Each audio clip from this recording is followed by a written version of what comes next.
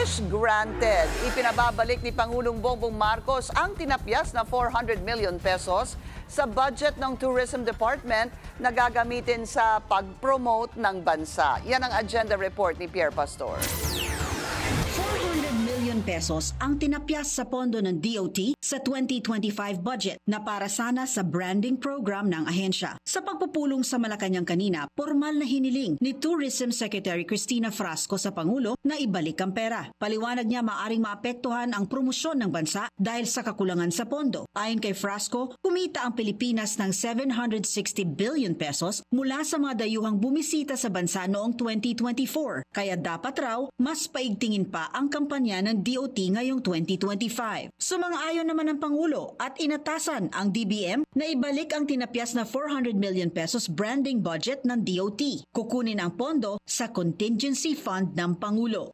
We have to maintain the momentum. There is already momentum. Yes. It doesn't hurt that we have people like Sofronio winning The Voice. Yes. We have all of this, that we have Kaloy Yulo winning the Olympics.